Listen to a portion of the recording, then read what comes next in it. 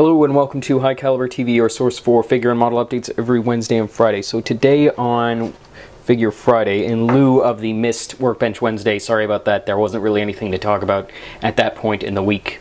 But now that the Abrams is very near completion, all the sort of moving parts on that are coming together.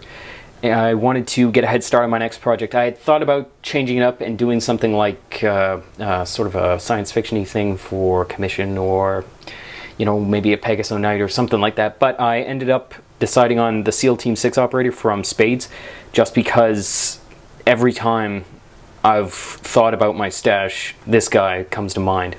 And having assembled him, I can tell you that, yeah, he's definitely the right choice for my next project. So I put in about a half hour of assembly last night. There's no casting blocks to speak of on this figure. There's no cleaning to be done. Really, I mean, there's one section here that I've noticed, which is on the buckle on his belt, which I'm gonna have to just add a little bit of green stuff there and then smooth it down. But that's, I mean, that's nothing. So other than that, he fits together like an absolute dream. Every connection point, every gap, like seam that there would be, is cleverly hidden, actually. Like, so all the gear and stuff have really solid connecting points. And even, like, I was really impressed with how they engineered it. Like, this lower leg is a separate bit, but the connection point is just below his holster straps. So it all gets blended in. Now, what I used to fit the figure together, the arms, torso, two legs together, was 5-minute epoxy. And so I've talked about that before.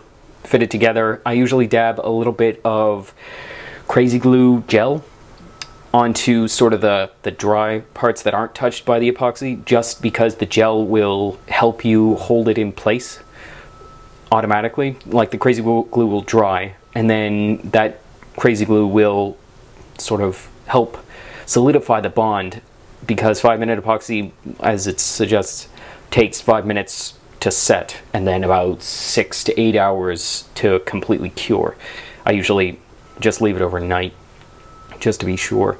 But yeah, with that on it, I didn't do any pinning on this figure. I may do pinning with his hands, but I'm not really certain about that. Yeah. So he's together. He's very impressive looking, very imposing. I'm planning on doing probably a 4 to 5 inch tall base out of sheet plastic with flat sides, so that I can mount the SEAL Team 6 medallion on there, the metal that comes with the kit, because it would be sort of a waste to not use that with this figure. Yeah. So I'll be right back when he's primed.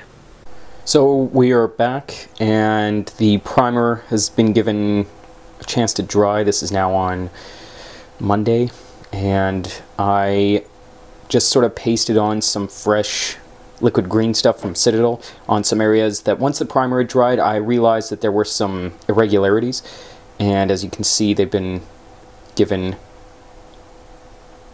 some pasting. As I said, with the surface of the belt buckle could use a little bit of TLC. So once all the liquid green stuff had dried, I took to it with a few different types of metal files. This is the kit that I use.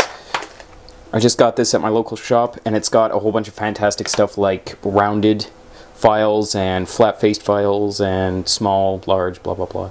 So you can go with this, and the great thing about these ones is that they have points on the end, and these are all metal, so they aren't gonna warp on you or chip. They're not fragile, so you can use the picks to clear green stuff out of areas where it's built up too much, like in the break between his camo and the sort of breathable fabric there.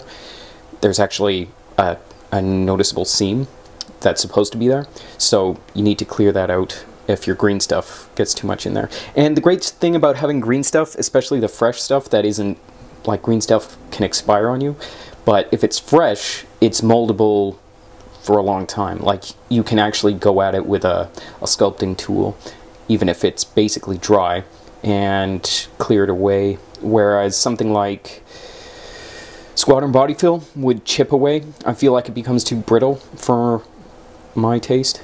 But then, as you can see here, I went all the way back down to the resin using Squadron files. I've got sort of coarse and fine. And then I resanded his feet, put coarse sanding paper on a flat surface, and sort of just dragged him across, putting weight on his shoulders. And so now he'll stand straight.